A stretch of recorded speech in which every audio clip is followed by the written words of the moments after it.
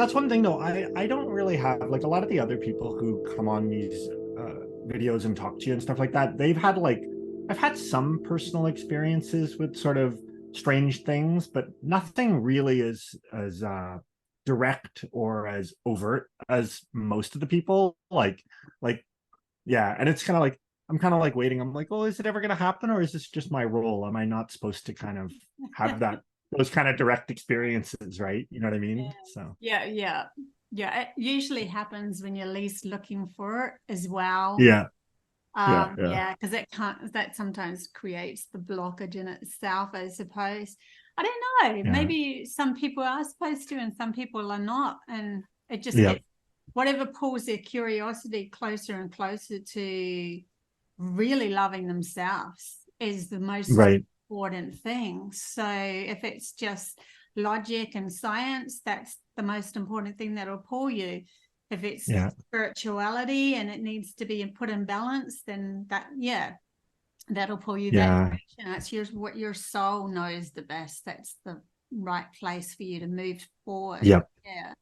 And I think we've just got to Yeah. all let go of that kind of feeling between we are separate, or even like I just recently I got this message about the outside reality universe, so to speak, Mm. and in myself. And I'm like, why do I always see the outside reality as something I have to fight.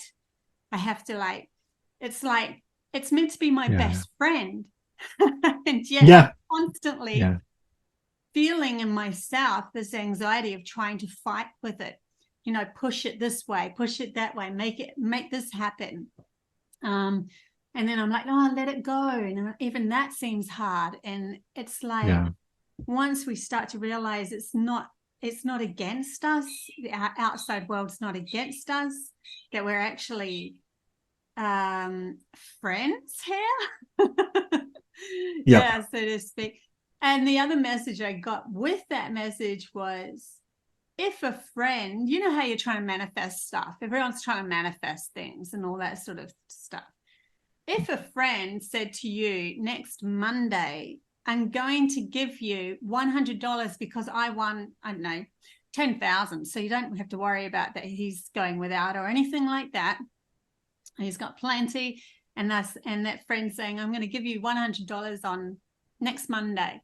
You probably in your head start going, oh man, what am I going to do with that $100? That'd be really cool. I can do this, this, this. And you can trust that friend because it's a really good friend. They're really going to pull through. You're not going to go up to it and hound it and say, when are you going to give it to me? When is it happening? And that's what we're doing with the universe, with our outside reality. That was the Mm. message that they were giving me, like constantly saying to the universe, when's it going to happen? And then what happens is the friend goes, I don't want to give it to you anymore.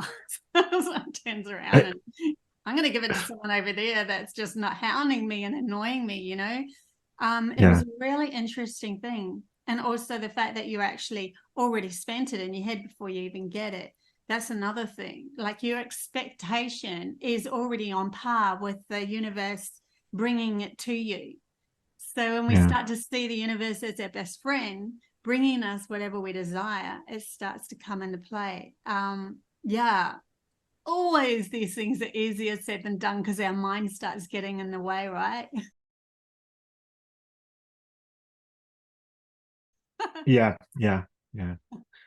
Yeah. No, there were a few things I mentioned before that I thought would be interesting to talk about, which were just kind of like the nature of reality with the material aspect and the non-material aspect of it, and then also with the individual sort of interpretation or view of reality, and then the shared one. So, like for example, I noticed in your most recent video that you put online yesterday, I didn't watch it all, but I watched half of it, and then I didn't manage to see the rest of it. But you were talking about how all the people were kind of operating in their own different realities a bit. Like I think something you said sounded like that, at least to me.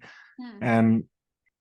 And I struggle with it because it's on one level there you can say that they're all operating in different realities, but then when we gather together, we're all having like a shared experience.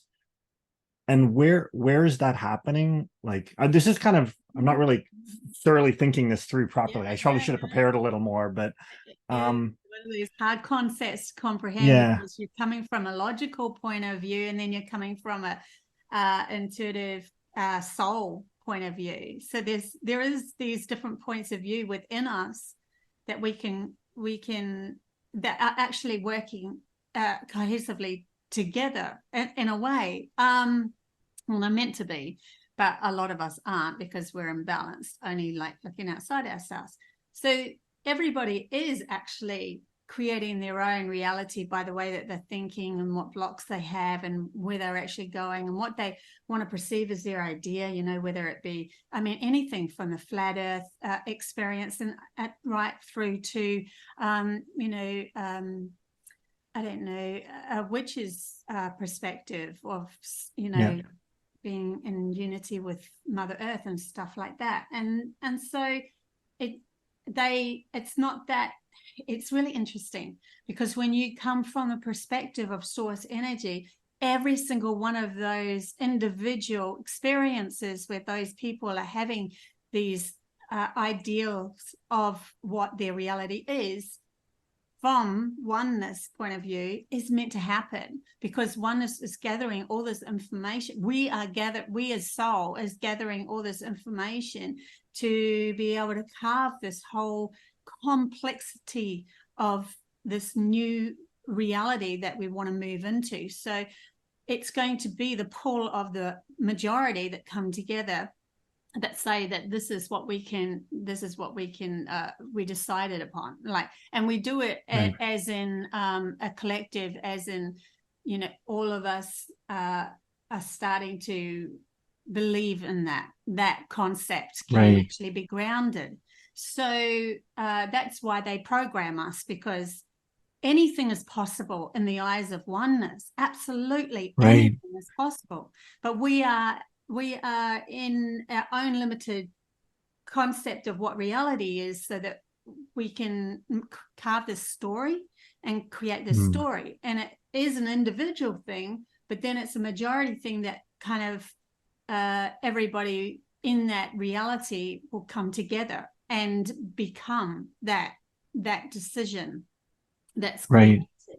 So you're like, it's kind of like a whole heap of you know, you have one church, one thing, and another believes another, and we've got them all over the show. Everyone's doing their own reality, and even in religion, that's logical compartmentalizing spirituality and limiting it in a way that served the purpose of the person that decided that's the rules, that's the ideal that we should all be moving towards, because it worked for him in that time. But now we're starting to realize in this time there's multiple opportunities. What's actually going to make you happiest? And that's why we constantly, as spiritual people, are saying, well, go towards what makes you happy, because if any possibility is there, and we are like breaking down the system at the moment that's giving us all these opportunities, why not go towards the happiest outcome?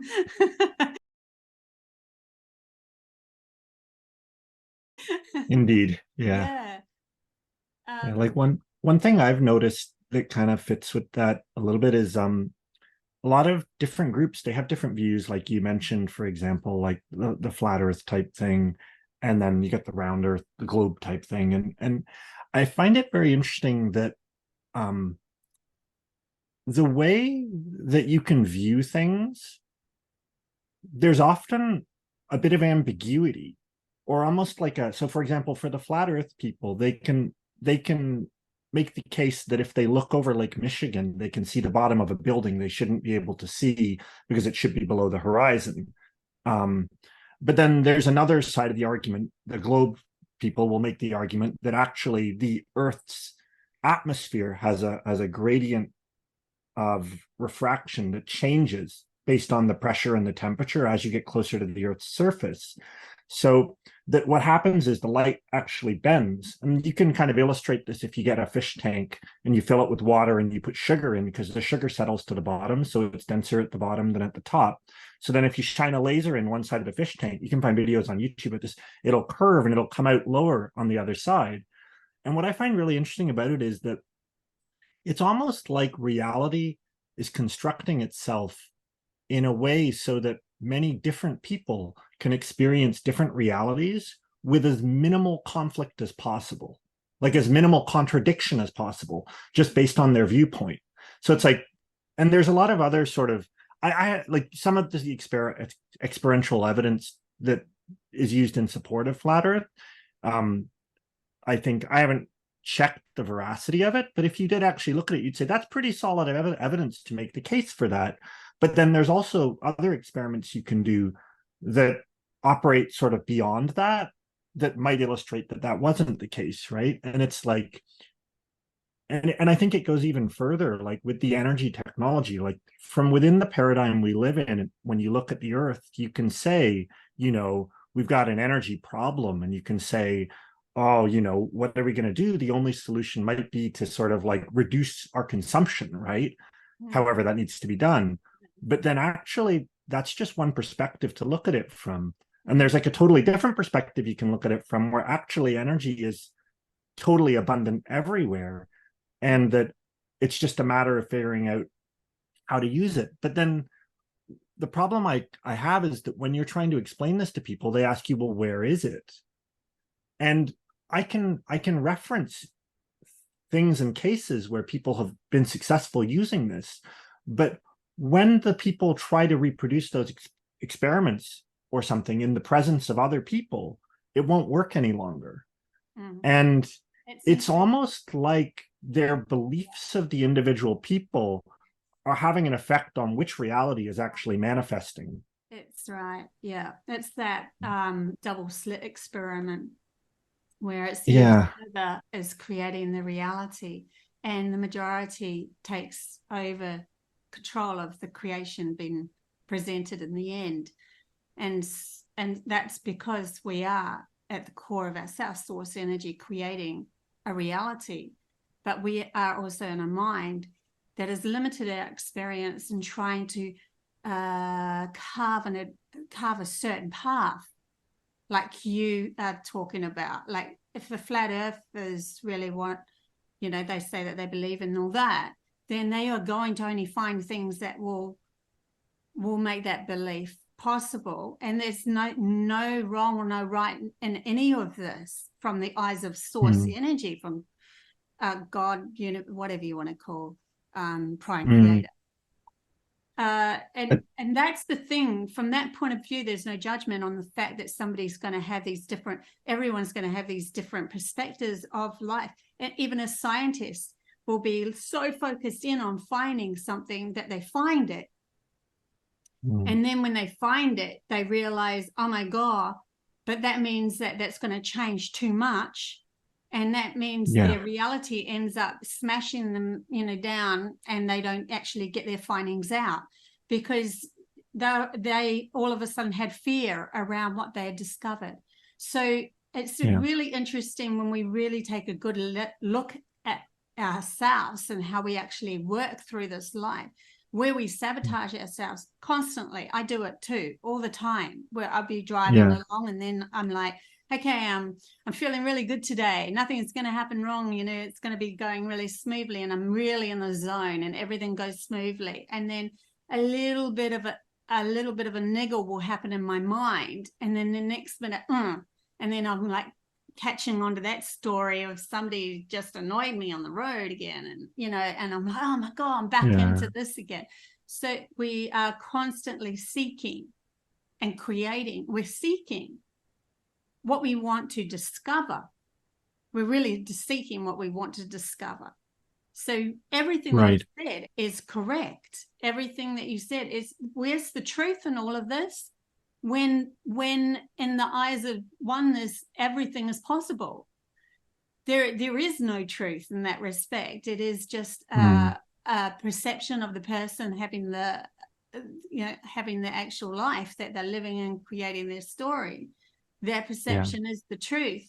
And that could be, you know, sounding really wishy-washy, but if the truth is that any possibility, you know, like, and this is why we've got to stop with, you know, thinking that we've got to follow a certain limited focus point of view where, oh my God, the powers to be or whatever is just going to take me under. That's, you know, we've got to be careful. I think one area that you can get hung up on is that I think time is integral to the illusion, because like you can make factual statements, and those factual statements are based on sort of concrete evidence that is available right now. But then, and they'll say, well, if this exists now, then that had to have happened then, and they can trace it backwards and they can create an argument for something. And that quite often you end up with sort of contradictions and stuff. And can I just cut in here? That's the other thing that they were bringing up as you're talking. But then there's the other side of the coin. The other side of the coin is that we are logic. We are in this reality where we are carving a certain path, from lineal path from birth to death.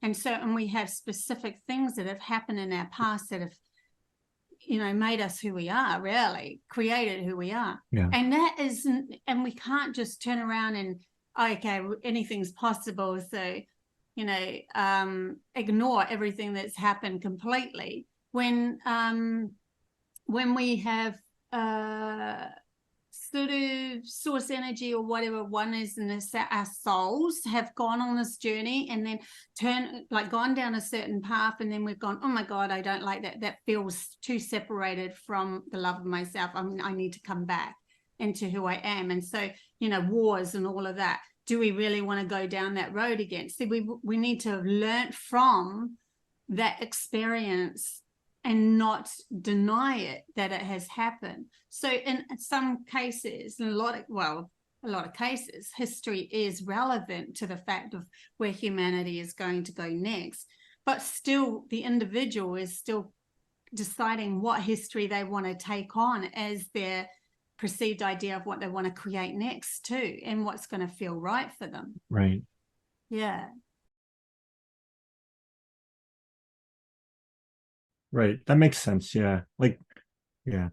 Where this sort of segues into is the one of the main things I wanted to ask you about, which was the Mandela Effect. And just for those people who might not be aware, it's kind of like the explanation for it. Well, the original reason it's coined the Mandela Effect is because I think it was in the 90s, a large number of people, I don't know the exact time, but a large number of people remembered Nelson Mandela dying in prison, but then he never actually died in prison. And all those people's memories were not in alignment with the reality that we all find ourselves in.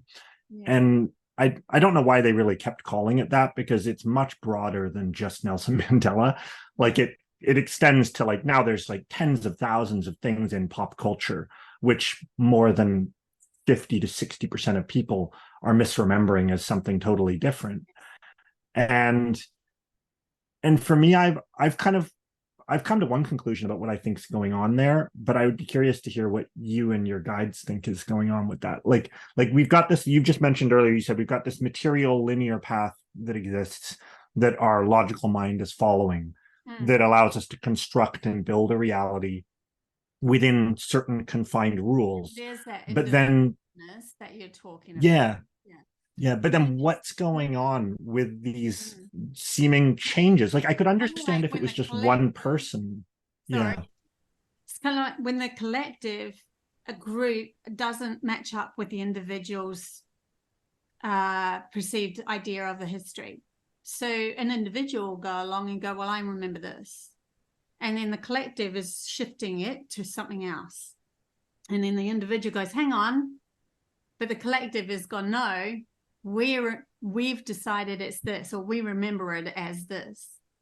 And that's sometimes comes from programming from the ones that are in charge at the moment, because they are trying to shift your consciousness into believing certain things, and yes, and bring in things So, you know, they'll even have changed some things themselves and then gone, oh my God, that's gone the wrong way. We're not going to get what we want out of that.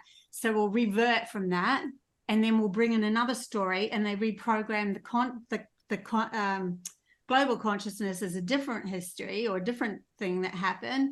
But there's still individuals there that go, no, no, no, we remember distinctly. So your guides would make the case, or you're getting the impression that so like I understand that the narrative, there's a lot of narrative control. But I was always under the impression that like they were kind of seeding the counterculture with the impression that they were manipulating these things at a higher level, like beyond the material reality.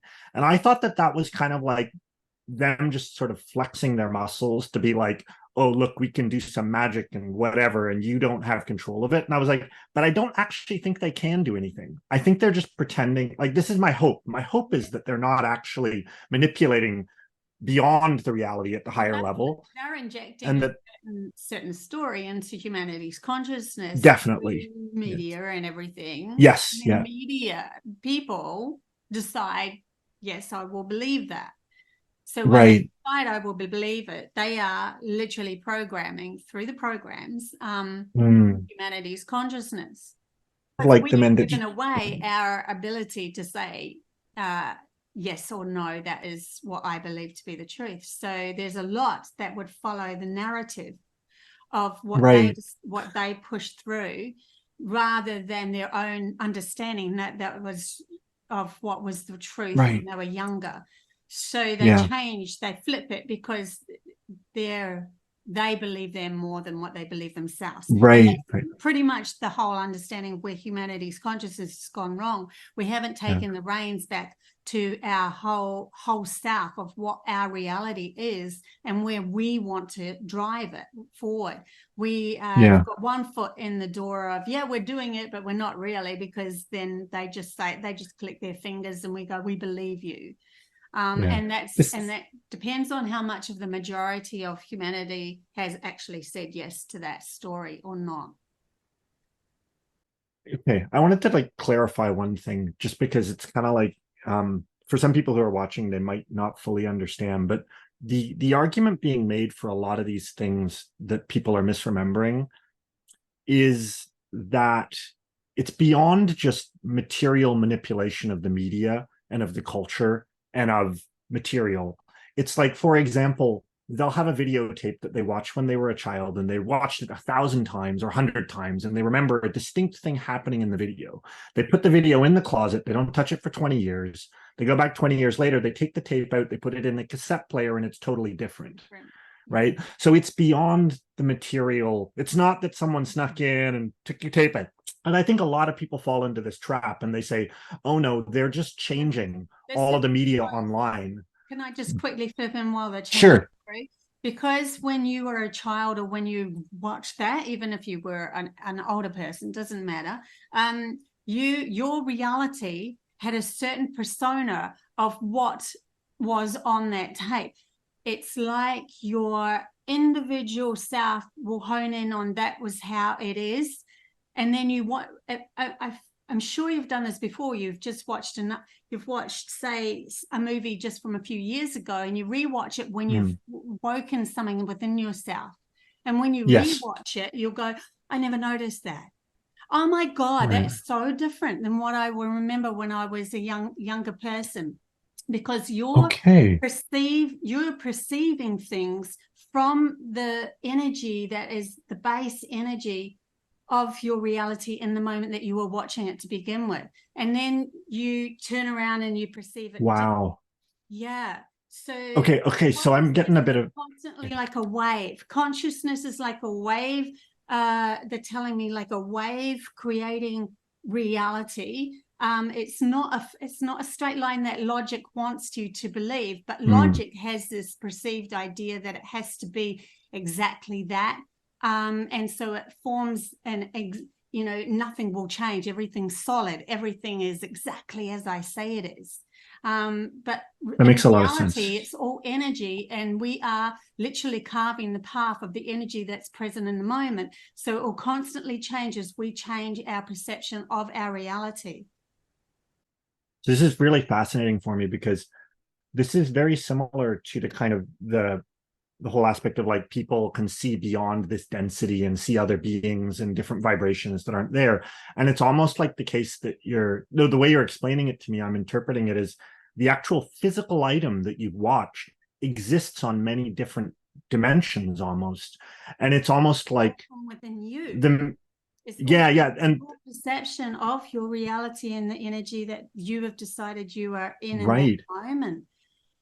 So you are the one that's constantly creating and recreating and crumbling down and recreating constantly. It's happening all the time. You could have an object in your room, right? And it's there, you know it's there. And then you leave the room and you come back and it's not there anymore. And you go, oh, that's right. I remember I put it on that table over there. Did you put it on that table over there? Maybe you did. Like, it's the thing is, I know exactly what you're searching for something that is lost in the energy of the moment, that it doesn't belong in that time frame. It's interesting. I'm trying to bring it through as they're bringing it through me. I can understand it from an energetic level, but everything around you could move. Like, you could have a stack of books right next to you, and those books move every time you look at it, but you only remember it a certain way. And so you think that every time you look at it, it looks in that stack. That stack is how it is.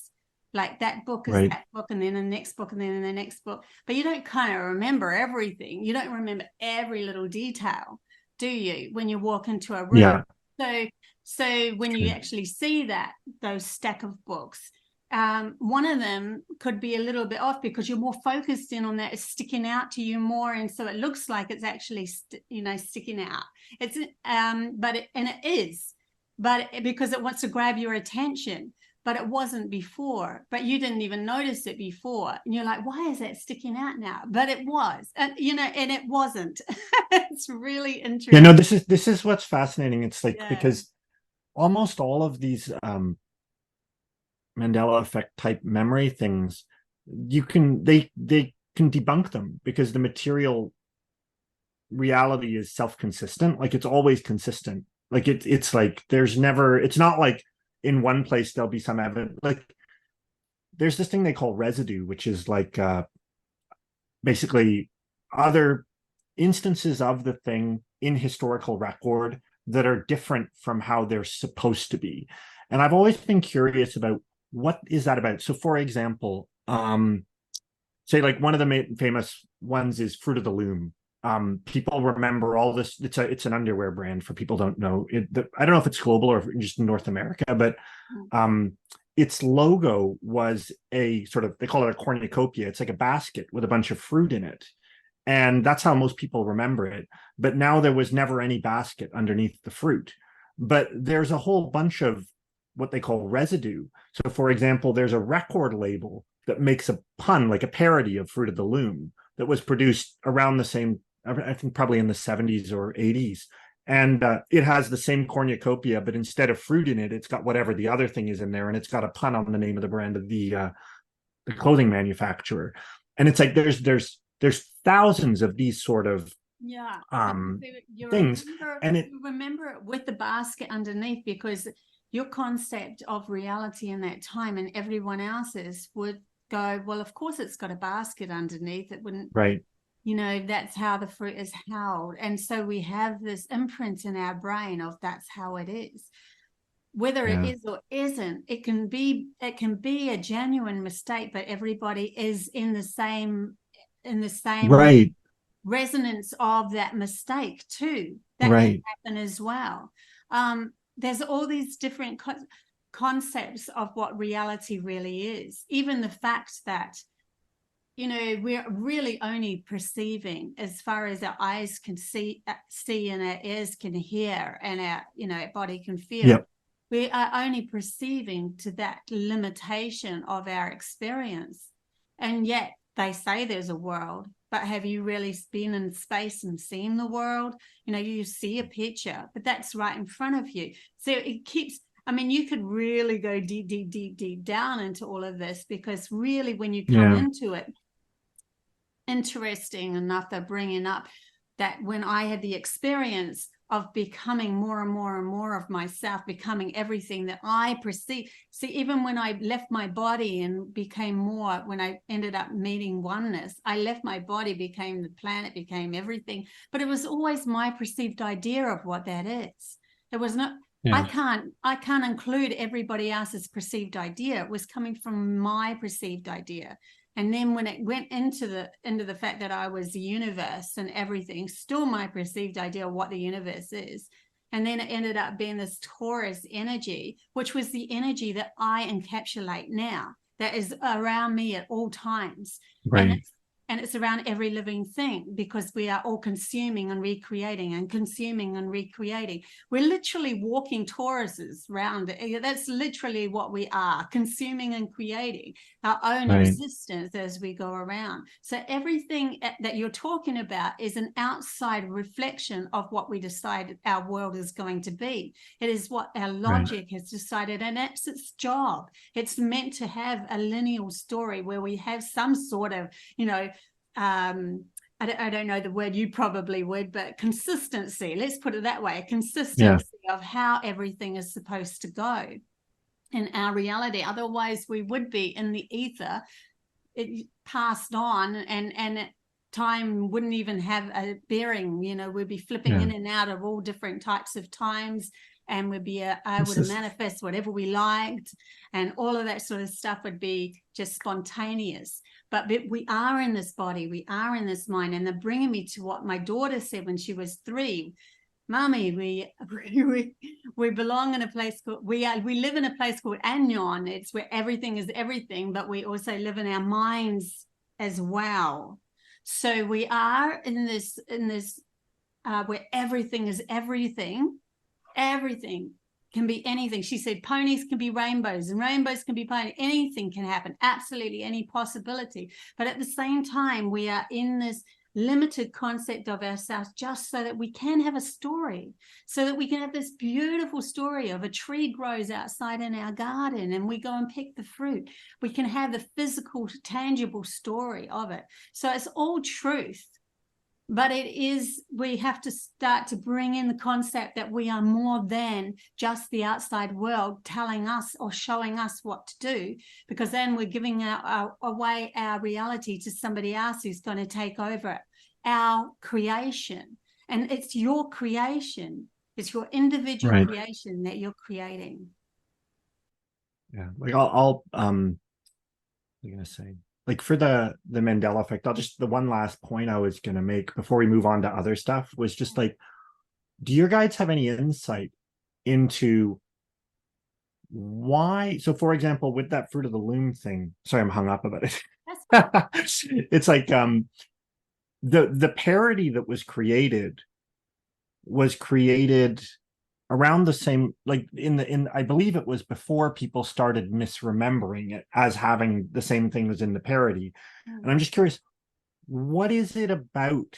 So for example, what is it that like what's the differentiating factor? So it's not that the person said, oh, there's a Mandela effect about the fruit of the loom thing with a cornucopia. I'm going to go and make a record that has a cornucopia in there as a parody now that I know about it. It's not that. No. It's like it was done before people en masse started misremembering it. So what is it that differentiates that parody or individual creation from the original branded item, which allows it not to flip? Like the branded item did? Is there something there in the energy of the item? Is there something about how it was created? Like, is it like, oh, they didn't photocopy? That they're giving me is that the first logo didn't have the basket, but in the perceived ideas of humanity's consciousness, we would always see it as it did. And so, and then in the future, when they remade a logo, they put a basket underneath it because that's what was their perceived idea. But then when they went back to the first original one, they realized it didn't actually have. It was never there. Yeah. that But makes some because sense, but we it's kind of yeah. children in our way trying to logify everything, and it wouldn't make sense that it didn't have something carrying it. So we made something in our minds carry it. So that is one way that can go that way. Okay. The other way That's is but it's interesting what they're telling me. They're telling me that it can go, that's an absolute that can happen, but it's also interesting to state that from Oneness's perception of it all, that it is also that it wasn't, that it was there, and yes. Now this is where I want to go next. This is what because reality is malleable. It's not as logic wants it to be. So, this pink rose quartz that's it. It's just, and this blue one is that's it. It's not as steadfast as we believe it to be, because everything is energy, and we are carving the reality of what we decide within our logical mind can be accepted. So we are constantly, can I accept that as that? So when the fruit didn't have the basket underneath it, the minds were saying, well, I can't accept that. It has to have something in it. But then, there's two stories they're telling me. Exactly. Different sides of the coin, because we're looking at it from a logical point of view and an intuitive side. Both are relevant, but both are truth, but both are but both are not truth at the same time. And that makes sense. They tell us when we want to change something in our reality, when you want to shift your story, when you can, then they say go back to zero, when nothing exists and all possibilities exist all at the same time. When you can still your mind enough to have nothing existing and all possibilities, then you can go, this is my beeline, I'm going straight to manifesting that. And that's how they literally, the gurus manifest whatever they want in the palm of their hand. You can actually do that. That is an actual possibility, but you have to be so clear within your knowing of who you are as source energy, being the creator of your reality, and be able to still, everything doesn't exist now. And that's why when we get closer and closer to it, we'll be able to teleport. We'll be able to do all these magical abilities, because we are manipulating the energy around us to reflect what we really want to, where we really want to be. Right. So like, I think another point that fits with that really well is, so like, when you say logic, I think of it like a material logical explanation for everything. And it's like, if the guru manifests something in his hands, right? All the people who are there who are not quite ready to see that are going to be presented with a perfectly reasonable material explanation for why this thing is now in his hand. Somebody walk past and they'll think that someone's dropped it in their hand.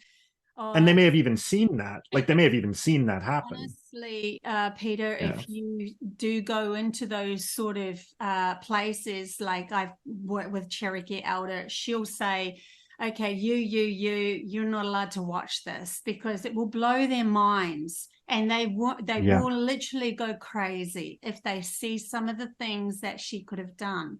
And so she would say, no, you move away. And if she ever did any sort of out of the ordinary of what we perceived as the limitations of our reality, even when she talked to me telepathically, she'd check up on you afterwards, because she'd be so concerned that it would blow our minds so much that we wouldn't be able to hold ourselves in this reality anymore. And ground it. And then we will end up leaving this reality, because we'll literally go nuts trying to make So then how do we safeguard ourselves from going nuts? We say somebody dropped it in that man's hand, or we say that they had something behind their back. It's a magic trick.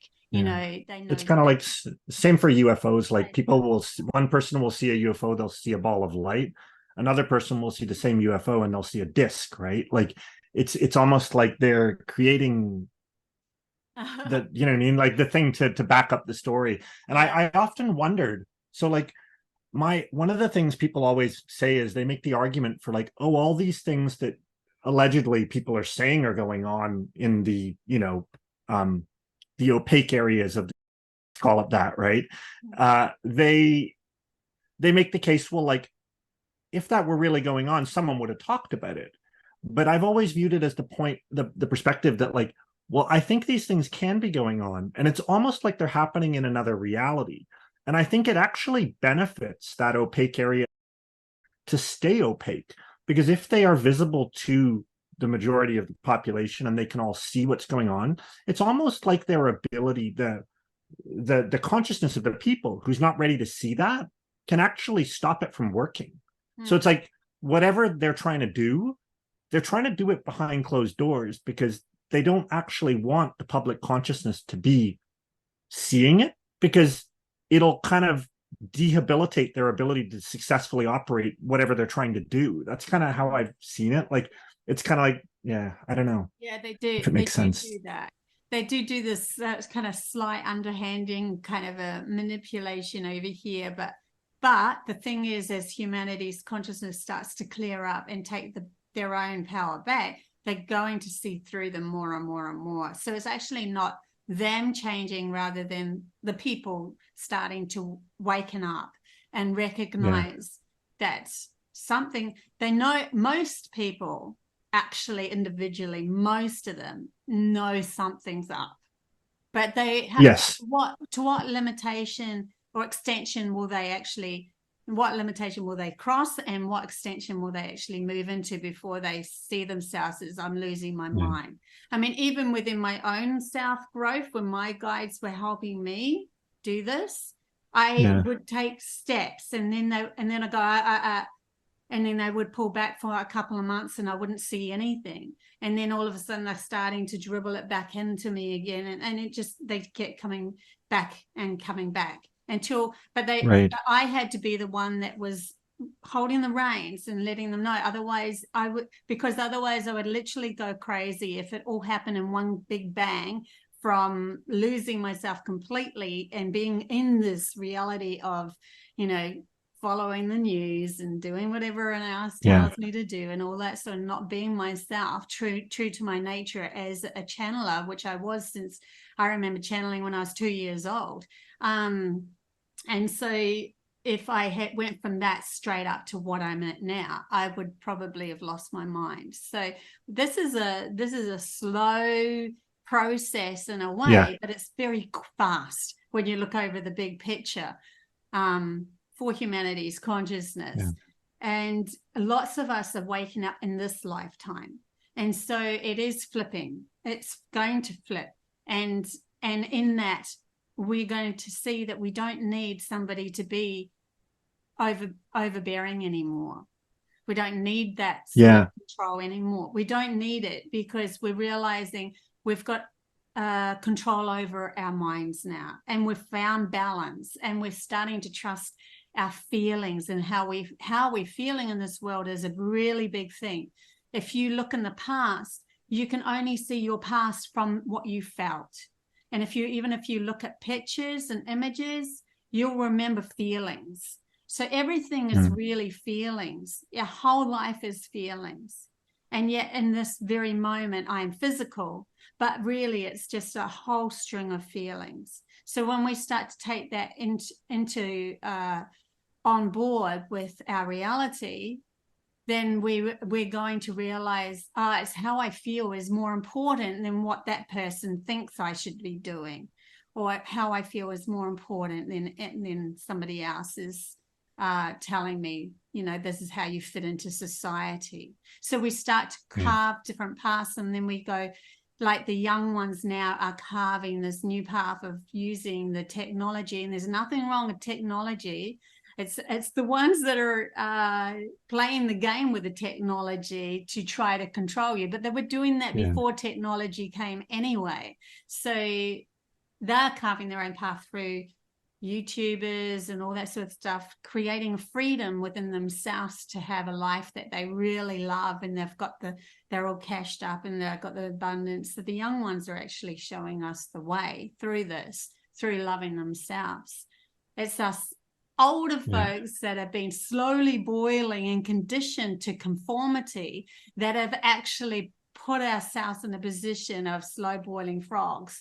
And so we don't, and then when we see somebody in the younger generation, you know, pipe up and they're actually got the ability to carve something completely different, that we're all judging them, you know, those slow boiling frogs are, Right. you know, just toughen up. Why are you anxious? And the younger ones are going, because this world is an anxious world. We're going to shift it. We're going to make them carve something else. We're not going to be anxious anymore.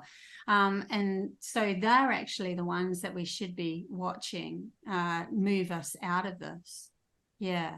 Yeah. Makes sense. Yeah. It's yeah.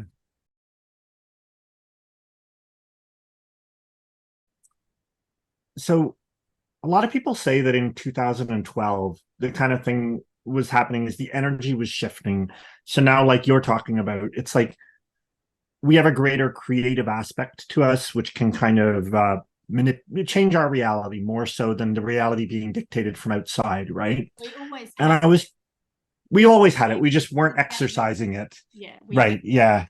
Yeah. Yeah. So, but how does that change the material reality? So, for example, in the past, the terms of reality of what was possible were largely kind of decided by the collective and pretty stringently kind of sent down for everyone to learn and become indoctrinated with, right? So we all believed more or less the same things. We believe. I think that probably, yeah. and that probably peaked in like the 90s, 1960s, 1970s, right? Or whenever. And I kind of see that as 2012 passed, and we're now entering the era where people are going to be able to exert more influence on what's possible in their realities. Or their whatever, it's going to start manifesting more, that people are going to have more influence in their reality. And I'm curious how that manifests in the collective reality. So, like, for example, if you've got, like, in the past, everyone believed the same things were possible, so they all were kind of, well, everyone, but a large number of people, a bulk of people believed it. As more and more people now believe different things are totally possible, what happens to that sort of collective understanding? Like, I know you've talked in the past about how you've envisioned, at least in one of the realities you see, a sort of disband kind of deal, and we may have more kind of control over our lives in that aspect too. But like, how do you, if everyone's operating with a different reality, like understanding of reality and rules of reality, how did those interactions function anymore? Like, because yeah.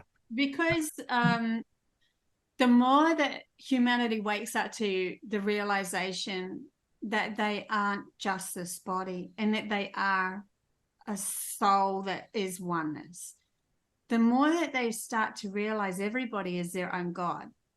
And then they realize everyone's in the right place at the right time for themselves. So we're only taking responsibility for every action that we do. And then that ends up bringing in the right people for you to carve the path that you want to create of a beautiful world, or a block of land with a beautiful farm or whatever. And you bring in, instead of bringing in people that are going against you, you're bringing in people that are going to work with you. And so we're all, and then over in another country, they will have a different concept of life, or even over the hill, doesn't matter. And then they will all come together and create their path of what their reality would be like. Never the twain will meet if it's that far apart, because we will be like living in different worlds, honestly. That's exactly it. Yeah. But if there is a commonality where we can link and then share each other's concepts, it can even carve something new, because you're constantly birthing something new anyway. Change is always going to happen. Right. And even the most opposite ends of the spectrum, so long as there's common links in between, can come together in the end and create something. The actual brain of humanity is so opposite of each other to be able to even carve this reality, to have something that says we are all one, and then we are all one inclusively, and then we are all individual, is so opposite in some respects, right? But it works well together to be able to make this reality. So in the end, people are going to take the reins of their own life, and we're going to carve new jobs, new understandings of what reality is, going to bring in a lot of the esoteric stuff as well as something that is actually valid, because we're now starting to say, I do respect the intuitive side of myself now more, and just as much as my logic. So all these new jobs will start to develop. And then also, like, even now we can see it in the world of the social media, where we've gone from everyone being very separated and in their little blocks of worlds, and then they're just being taught by somebody who's going around the world and telling them how it has to be, even though there are different countries that won't have that concept, and they're still running around, doing their own, they're in their clans and they're working as a native people or so forth.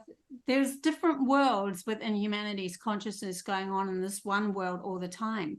But we can see it with social media. We're literally being pulled together in our outer world as one web of consciousness. Yes. And so we are sharing a lot of stuff here. And so we are going, well, now we've got to figure out which bit do I want to take. And that's why the ones, the powers to be, who had the monopoly on it, are trying to monopolize what the technology is going to be fed through as the truth and what's not going to be fed through as the truth. Because they know that when they program the majority of people, then that's what's going to be the reality. And that's why they have all these futuristic ideas put into the cartoons of the most popular cartoons, Simpsons and so forth. They actually infuse it in there because they don't know if it's going to actually come to pass. They've got it in their little book of what they want to do, and then they see if the collective will actually agree upon that as a concept, and they can use their energy to actually create the path. And so the path is created as a predicted thing in the end. And so we can look back at the episode of The Simpsons and say, oh my God, there was that. How did that even happen? But because we are constantly being shown by them how to go down the road that they want us to go down. And that's what we're taking back. We're going, no, we're not listening to that anymore. We're carving our own path. I'm no longer listening to TV and no longer listening to all of those things that you're trying to program me with, because I see a better world through nature. I see a better world through my own, looking out in my own sky and what I decide is going to be my reality. No, that raises a good point, what you said about if you can find common ground with people, like a common thing that you both kind of not even agree about, but you a similar way of seeing reality, you can interact with that person. So like that Cherokee elder you dealt with, I'm sure she could interact with people who didn't believe she could do 90% of what she said she could do, kind of deal. But that doesn't stop her from interacting with them. So she can still have a shared experience with that person in that place. It's not like all of a sudden, because half of the world thinks one thing's possible and the other half doesn't, you're not going to be able to inhabit the same space anymore. That isn't what happens. It's just that when you interact with them, you have to find a common ground of some sort. Okay. But there is a separation that will happen, where there will be some that will live in one concept of reality, and they're telling me that they won't actually know about the ones that are actually finding themselves as oneness and all on the spiritual side. They'll be completely controlled, but the ones that have found themselves as oneness will know that they exist. So it's kind of like a level of a chessboard where there's different levels, and the one at the bottom can't see up through the next level, but the one at the top can see down and see that playing field. So they can actually through their own consciousness move into that very control reality and become spirit guides of those that are actually there and help awaken them. So that's literally how the ones that are in the higher dimensions now are working with us. Like, they actually do exist on this planet, but they don't necessarily need to be in our life, in our actual life. But they will be seen as spirit guides. And also they're telling me that some people are spirit guides of other people on the other side of the world when they're sleeping. So one will be sleeping and one will be awake. And then when they're awake, so they're spirit guides for those people. And then, that's really interesting. Yeah. Because when you're asleep, you are in, your soul will have time to rest from this reality. That's why we need so much sleep, because this reality is quite intense. And then in that spiritual sense can then cross to help another in another world. My daughter used to have dreams of helping people who passed over, who were passing over when she was little. And it was so real for her. Wow.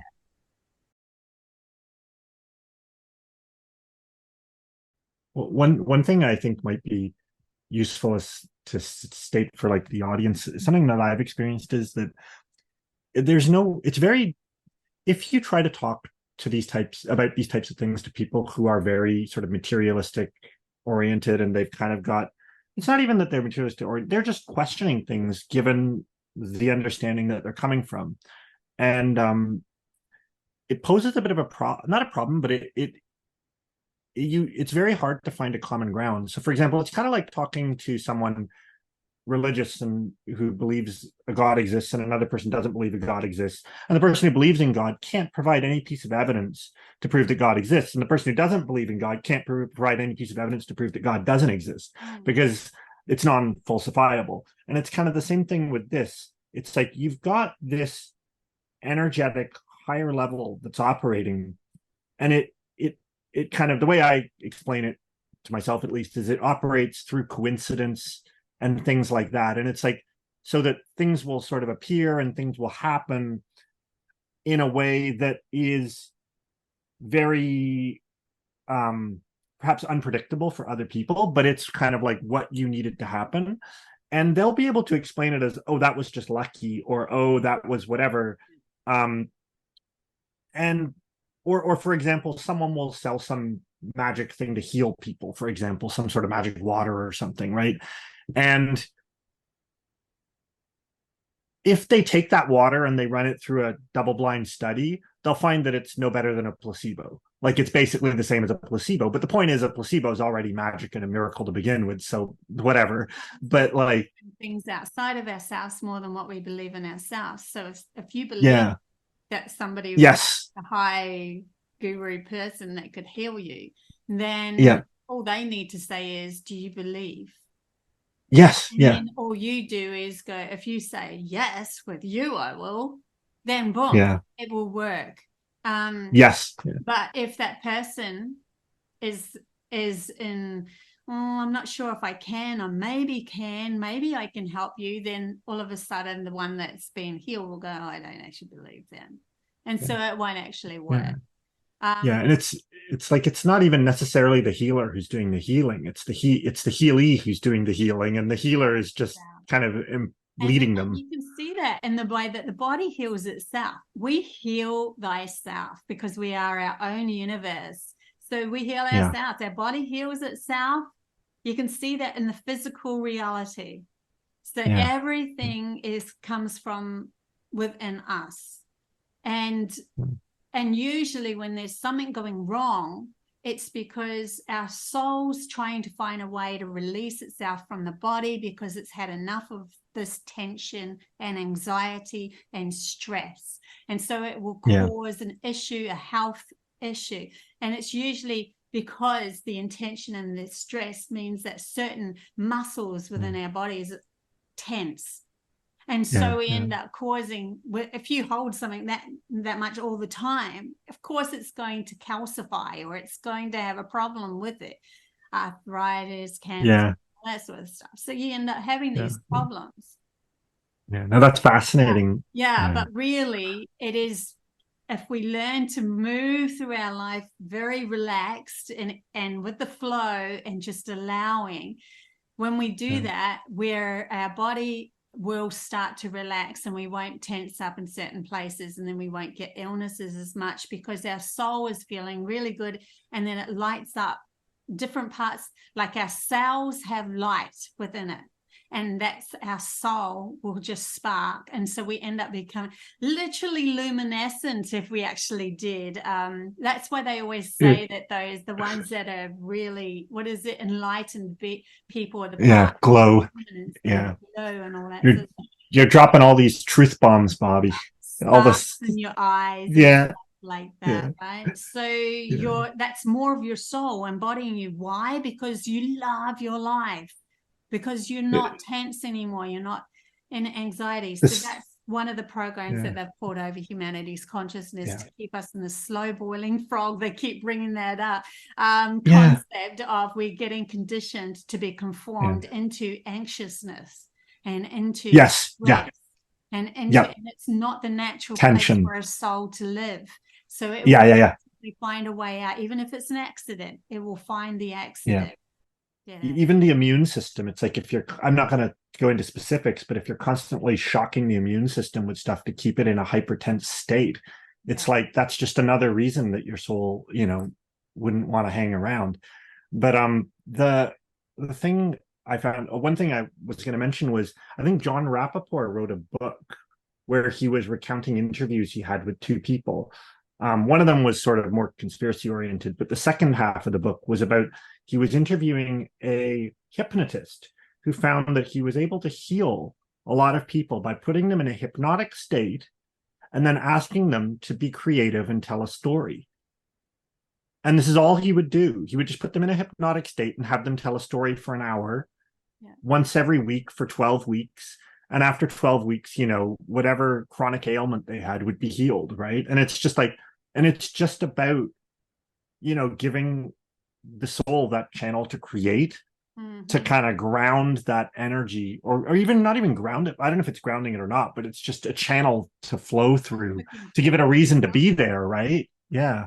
They actually probably were looking forward to the storytelling and all that sort of stuff as well. That's why we're constantly saying move towards your happiest place, you know. And even if you're in a partnership or a family, just keep moving towards what's going to make you happy. The rest will all fall into place. It's interesting because you're moving towards your happiness, so does everybody else around you. And yet we think that we're to please them and they're trying to please us. And so we're each of us unhappy trying to please each other. And then we end up feeling like everything's going wrong. So it's just constantly go towards your happy place, you know, and don't expect anything of anyone but yourself. Yourself is all that you need to worry about. And then you are moving mountains. You're literally moving your consciousness of your family and everything just by moving towards the happiest place that you can be. Like, obviously, if there's something like you want to change house, sell the house and move, you have to have a conversation and then find common ground with that conversation of where that's all going to play out and how that's going to work. But if you're still coming from your happy place, you'll find that everyone around you is already been preparing for it.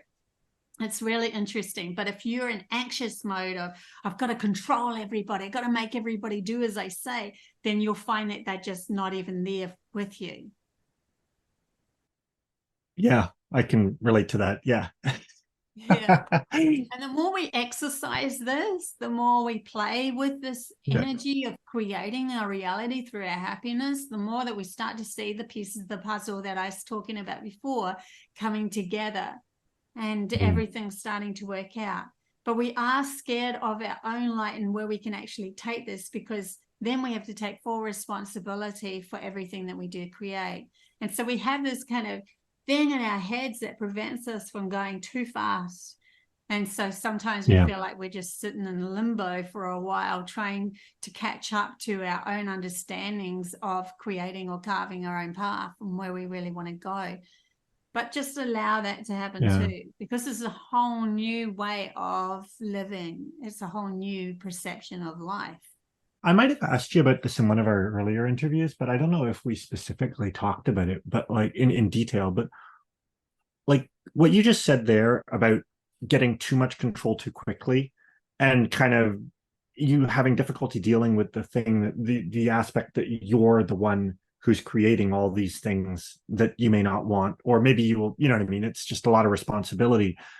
It reminded me a lot of that sort of like white powder gold stuff that people would take, because a lot of the stories with that was they would take it, and then all of a sudden what they were thinking would almost immediately start to manifest in their reality, right? And quite often it was pretty awful stuff because they weren't in the right state of mind.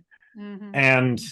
And they would have to sort of like lock themselves in their room for a week to try to wait for stuff to calm down. And I'm not sure whether that was actually due to the white power gold, or whether it was that they had some kundalini awakening or something. Yeah, exactly. Yeah, monatomics. Yeah, yeah. It sounds similar. And I was just curious, like, what is it that that sort of substance would be doing to someone that would be causing them to basically, it's almost like their aura or whatever, their ability to project what they perceive as reality and influence the external reality is kind of like amping up. But like what's that about? Is that just a self-belief, or what's happening inside the person's energy field, that Taurus field that you described? Like, is it becoming more coherent from this reality of living in the mind a lot? Yeah. Reality to all of a sudden being in a higher dimension, but you're carrying with you a lot of all the crap, baggage. Yeah. And they're bringing me to when I actually went into like the pineal gland. When I was doing the vision quest, I ended up going on a journey through to my own pineal gland, and then straight up there was a elder there that was blocking that. You're not allowed to go in because you're coming from the warring zone. Yeah. It's like that. So instead they're just like doing a fast track into that higher consciousness, but from a warring zone. So in the end, all they're doing is manifesting more of their warring zone real quick.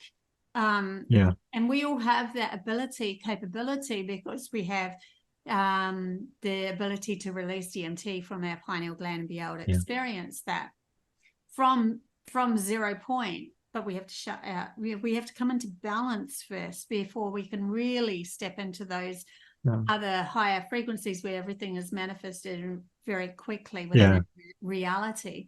That's really what humanity's journey is going on right now, and how we are awakening into this higher concept of realizing we've got way more magic than what we've given ourselves, because we've been focused in on everything that's gone wrong so much that everything keeps going wrong. And that's why we were pulled into lockdown by ourselves, but the powers to be, prime creator, whatever, but really it's our own lockdown that we pushed ourselves into, to not distort other possibilities of realities that are there, ever present, they're saying. But we can move into those, but we need to now first clear all that we think that we aren't, because we are more than what we are. Okay, makes sense. Yeah, I don't even know what I said then. I'm trying, and my logical brain's going, does that even make sense? I'll have to watch this again later. Me too, right? Like because we're actually living what we aren't. We're living what we're lacking, where our whole life is a lack of everything. And so everything is reflecting back at that. The person that you hate across the road that's annoying the crap out of you is showing you where you're lacking your own personal strength. Everything. This brings me to a story a friend told me that I thought was interesting, and I'd be curious what your take on it is. So basically, you've said in the past that basically a lot of the bad things outside you are kind of you're projecting out the lack that you've got inside that you can't deal with, right? Or whatever you just said. You said it much better than I can say it. But anyway, so I had a friend who went kind of, it was a number of years ago. He's perfectly fine now, but it was about like 10 years ago. He went pretty paranoid. about material things, and he thought, you know, like, oh, people are out to get me and all this stuff, right? And I kind of had a talk with him at the time, and I told him, you've got to be very careful with what you think is going on, because if you think that people are out to get you, you're going to have that appearing in your reality, right? And I don't know if he actually took that to heart or not, but then I met him again recently after not meeting him for a number of years, and I asked him, you know, whatever happened with that, and he said, oh, I just started laughing at them. So he was perceiving that people were constantly following him and whatever. And he just said he just started laughing. And when he started laughing, the problem went away. And I'm just curious, what is it about that, given what you just said earlier, what is it about that laughing at that projected thing outside you that's causing it to resolve itself? What about that? You're seeing it as ridiculous. They're taking me to Harry Potter, and they say ridiculous, and then they do a spell. Okay. Yeah, you're seeing it as that's just silly stuff. So you're laughing Right. at it, and you're not taking it as seriously as what it was projecting to be. Like if so it's just like you're getting your vibration out of the place where it was, like it was kind of like in a downward spiral of, you know. Right. I've seen somebody and then done that and gone even worse down. I've seen them go even further than what you said, where they ended yeah up having bars, you know, like great big metal bars against their doors and everything. Sure. They chained everything up. They had cameras everywhere. They had yeah every single thing you can think of to try to lock these people out, and still things were going missing in their house. Yeah. Every time something was going missing in their house, and they don't know how they got in, but they got in, you know. Yeah. And it's this is the reality that they were creating. And so Yep. we are all doing that. Yeah. It's just, to what extent do we want to create something that we hate, or what extent do we want to create something that we love? And it's like I often joke, the only reason I would put cameras anywhere is so I could remember where I lost my stuff. And I could look at them to see where I put the stuff. Yeah. It's funny, whenever I lose something, I'll go, if I just go towards what I really want to do and have fun, then I'll find it again. And then all of a sudden I'm like, oh, I feel like when you need in it. a puzzle. And then I'll pull out, oh, there it is next to the puzzle boxes. I wouldn't have even think to go there and look at that. Yeah. You know what I mean? It's that's another way you can practice moving towards your happy place and convincing your logical mind that this actually works, that your intuition can guide you through being happy towards finding things. Right. That's really interesting. I mean, I don't have any other questions for you. I think you've answered everything, Bobbie. So, or you've given a good what's the word for it? Your understanding of it is pretty. It's useful for me to know. Yeah. It's what they're bringing in, and my understanding entwine. It's interesting. The more I channel, the more I just become one with them, and so I don't even. It's just like, but I can feel it as a difference. If I'm saying that I'm channeling, it's like all this information just floods my mind, and yet I can talk to somebody down the street. And then they'll go, hey, what about blah, blah? And I'll go, huh? Oh. You know, I'm just again, you know. It's interesting. I usually do have some sort of concept of most things, because that's what they're bringing through. And you can tap into the Akashic record and get just about any sort of, but I always go to the highest perspective of oneness to be able to get the real, because then you can come down from that. Like you can go straight to oneness, get that perspective, and then come down to all the different understandings through everybody else's perception, and you can answer that as well. But if I went the other way around, I wouldn't be able to have a fuller awareness of it. Right. It makes sense. I mean, I think a lot of people that, I don't know, I'm just guessing now because I've never actually really had a knowing interaction where I've gone to the Akashic records or anything like that. But like, maybe I've done it without knowing that I was doing it. But like, I wouldn't even know which level I was accessing things at. Like, are there any things that you can say that would kind of help clarify? I mean, you could make a whole course about this, but like when you're trying to not just, I guess when you're trying to get information about what's going on to get clarity, how do you know which level you're accessing these things at? Like, is there some aspect of it that you can clearly see, or is it a feeling? Like, what is it that?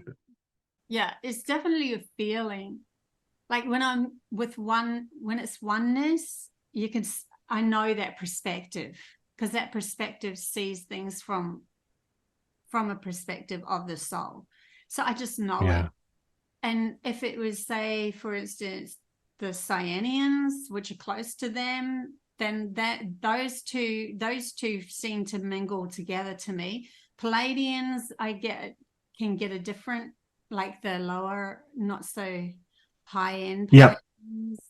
And the Acrturians, definitely a scientist feeling about that. They always seem to have this kind of somatic, sound vibrational DNA. That's when they come through, the DNA and all that sort of thing. So sometimes I flip from one to another as well. Like when we were talking before about separated realities, they were coming through with the channeled information they got with you can have one person's reality and then another, and then they join like a circle and a circle, and that bit in the middle where the circles join is a whole other creation that they have created together. If you get more and more of them, you can create the flower of life, and then you have a new creation that is a global consciousness, actual collective consciousness that can be created and grounded in this world. I've actually heard that somewhere before. I don't know if it was you who said it or someone else. I did it may have been years ago. So like they were bringing that together with me when I was answering. So sometimes they come through, and it just depends. But in the end, we're all one. So really, it's just me doing me. Like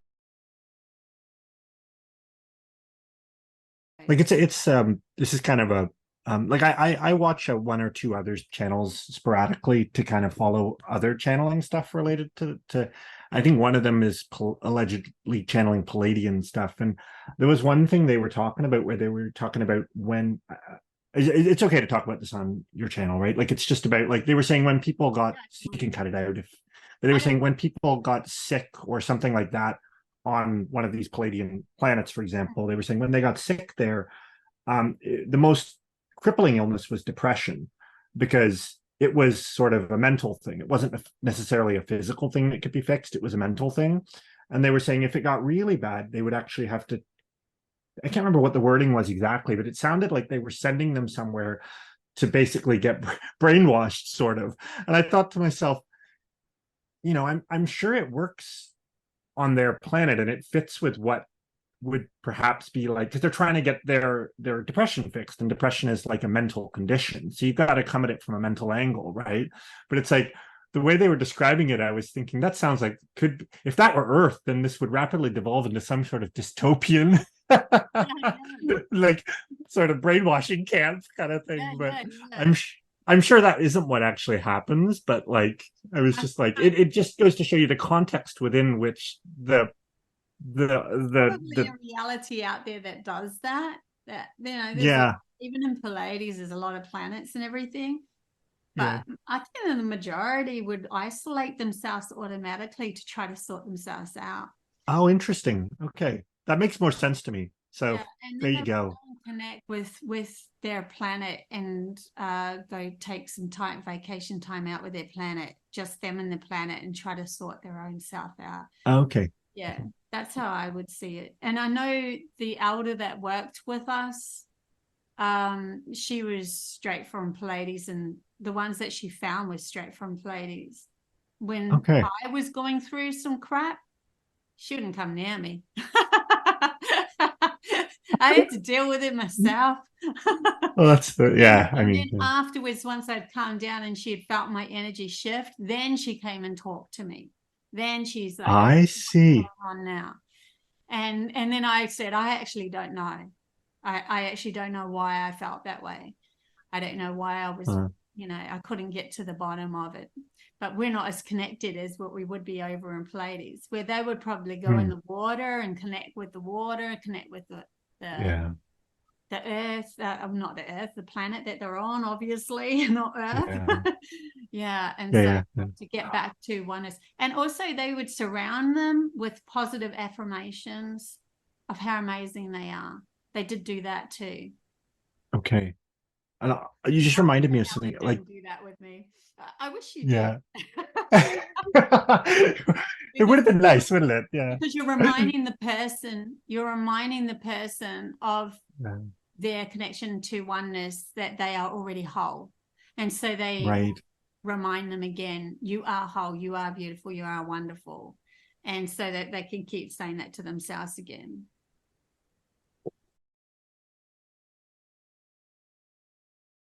One last, this will be my last question. Feel free to end this whenever you got to go. But about grounding stuff. So like, there's two aspects of it, but I'm just curious. So like, on a material level, I know that like there's been experiments done with earthing where people will just sort of, if they're chronically ill or something, they'll just pile a bunch of soil on themselves and sleep with their head sticking out, obviously, and whatever. And you don't need to go to that length. You can just be electrically grounded or connected with whatever to make sure you don't get a lightning shock or something like that. But like, but anyways, and they've had amazing results with this in terms of like healing and just general improvement of health, right? And I assume that's about becoming sort of resonantly coupled with the earth. So like the earth's vibration is going to come up and sort of pulsate through your body to some extent. But I'm curious more, like that's one aspect. And then I'd also like you to comment perhaps about the role of earthing, like grounding these energies. So quite often you hear about sort of energies coming in from the cosmos or whatever. And I assume that they're what we talked about last time. I can't remember what it was exactly, but that sort of Taurus energy, the dark matter kind of energy that's coming in. And presumably our body is somehow converting it or something. And then that is being sort of coupled to the earth or something. Like this is my attempt to come up with a haphazard scientific explanation for what might be going on. But I'm just curious, like, what's that about? Like, what is our role for the earth as conduits to ground this cosmic energy? Like, what's that about? So Earth wanted us here, otherwise we wouldn't exist.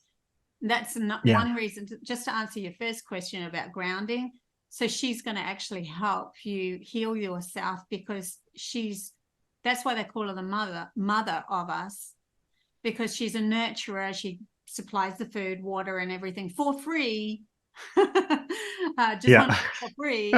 And she does that because she loves us, and so it's all out of love. So that's why when you ground yourself with earth as well, that's the other side of that healing that can happen, because you wouldn't exist on her soil or her land or water or whatever if you weren't already invited in some respects. Your energy. Now, the other question that you were talking about, there's many souls that are born from other planets that are here specifically to ground something that's from their planet. So they would already have the memory implanted, or codes they call it, within their DNA, or understanding of their DNA. Like, for instance, you have a DNA that you're born into that's from your ancestors, that's just been here on Earth, but then your soul comes in with new information that DNA can handle, because it handled it back in the Atlantis Lemuria age, and so it's reawakening it now. So you're actually reawakening through just being here present as yourself, and then you'll come up with these amazing ideas of what could actually help planet Earth, and how we could actually, live cohesively with her, and even in esoteric ways, in all sorts of different ways, or technology ways, or science ways, depending on what planet you came from or what frequency you came from. And so then all of a sudden you want to ground it, meaning that you want to actually physically make the tangible object that's going to ground that information here for others to use, or you can actually ground it by becoming a telepathic conduit, or being able to have telekinesis as an ability, or other abilities start to ground within your reality, because you know that they exist. You have this absolute go-to unshakable kind of focus towards it. That's who you are as a person.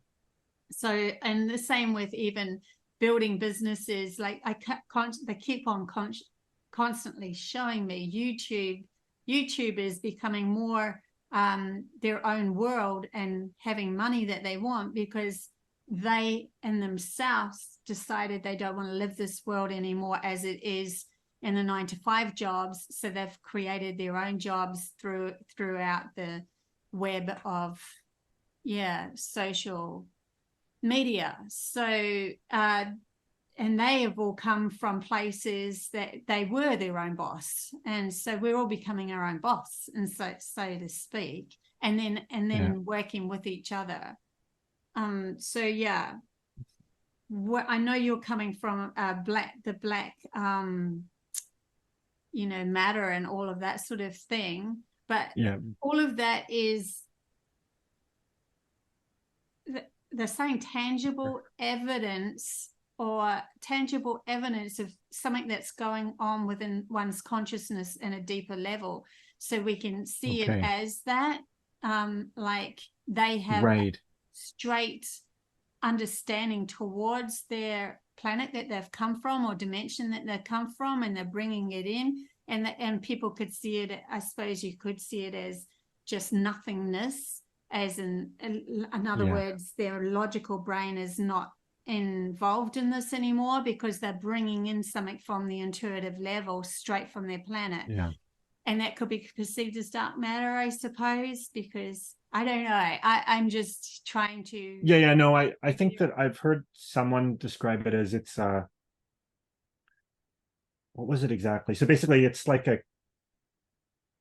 there's an element within dark matter which is I don't know what it is exactly. It's like a coherent condensate which covers the entire universe, which means that basically things could travel faster than the speed of light through it, because it's all just one object to begin with. Like it's just one, it's kind of like the point of nothingness. They want us to come into is that point of one nothingness within us, because all possibilities are there as well as nothing at the same time. When you have, when you sit down and you go, nothing exists, I am not this body, I am nothing, I am just nothing, I'm not even going to think of a darn thing, and that means that nothing exists in that moment. When you don't think of anything and you don't feel of anything, then nothing exists, which means all possibilities exist, because the next spark of consciousness that you have is birthing the next reality that you have. That's why I could pick that 4-leaf clover without looking, because I was literally manifesting my life at the same time as I was coming into nothingness or dark matter within myself, my own consciousness. Well, it's fantastic. So our universe is, or the galaxy out there is a reflection of our inner understanding of ourselves. So where that point exists, nothing, is also residing within you. It's fascinating. Like it's so interesting that people always say inside is like what's inside is what's outside kind of deal. Like, and it's like you hear about like how actually quite often, these spaceships will use the centers of planets and the centers of suns as the gateways to kind of go between different locations.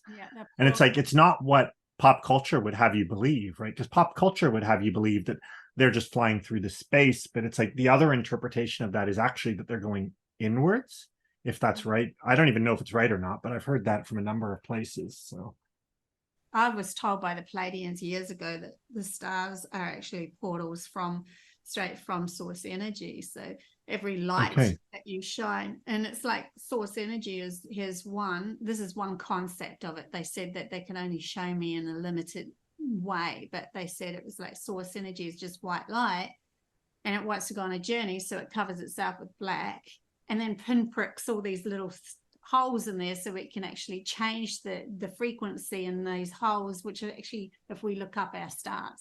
So now if we want, if source energy wants to change the solar system that's around our sun, then it will pour the new energy through the sun, and that's why they're trying to block the sun out.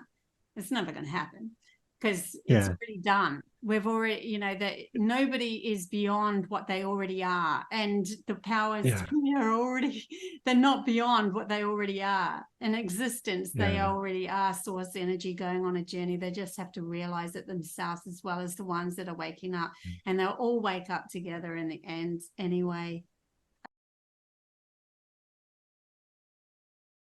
Eventually. Like yeah, like it's like I have a newfound admiration for astrology, because I never really understood how it worked, but then it kind of makes a lot of sense once you start looking at it from that perspective, because like the energy is coming from the stars, and then the orientation of all the celestial bodies in between. Like they've actually done studies where for example, they were able to measure, so I think it was done in China in like the 90s or the 80s, but they did different things. So they had pendulums, and they had metal that was liquid that they were crystallizing. And they found that when there was an eclipse and the moon was between the sun and the earth, the crystals would form differently. And there were other sort of subtle implications for, and the pendulum would move differently, and the radioactive decay would be different. And also the light spectrum emitted by things in a the spectrographer would change based on the celestial alignment. And it's like, it's not that there's a material flow of things, it's almost like there's a flow of this sort of dark matter, or an element of that dark matter, which has an influence on how matter behaves in a subtle way. And like once I was able to understand that, I was like, oh, well, that's, if they can measure that, then that must be how astrology is kind of working. Like these energies, like you're talking about, are like flowing through, and depending how the planets are lined up, it's creating like these sort of, I'm guessing, like vortices or whatever of the energy, or because you could go further and further and further out, and you will find yourself again. You can go further and further and further into the smallest thing, and you will find yourself again. That's actually what it is. So whatever the bodies that are revolving around the sun, the planets that are revolving, they all have their own energy pattern. So when we were born, that's why astrology can work, because there's certain energy patterns that were present for us to actually be born into this reality. And so that's why astrology can work, because that's what I've come to believe anyway. Because so is that sort of like your like spirit, certain energy that has to happen, so that the planets are in alignment of that energy that you came in on. I mean, there's no way for me to know, but like, is that like the soul that's incarnate in the body is selected by the alignment of the stars, or is it something like I don't know how to explain it better than that, unfortunately. A hard one, because then you're coming again from logic.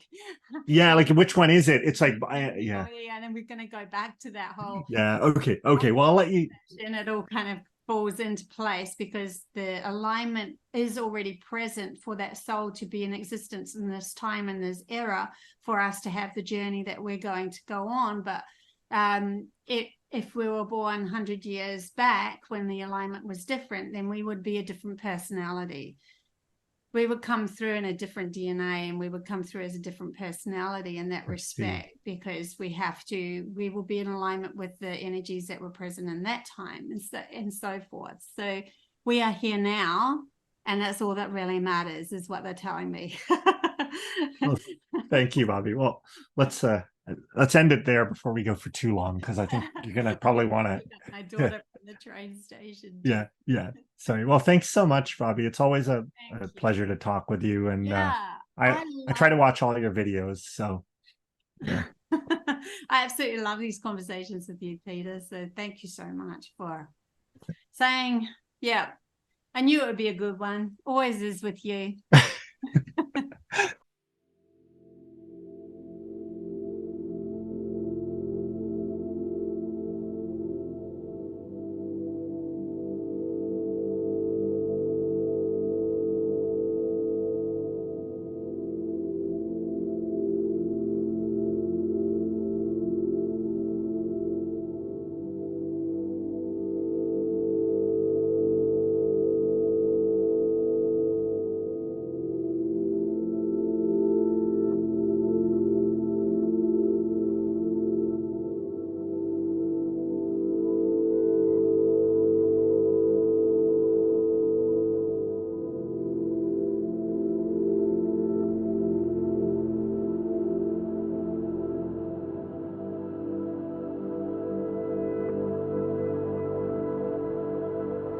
you.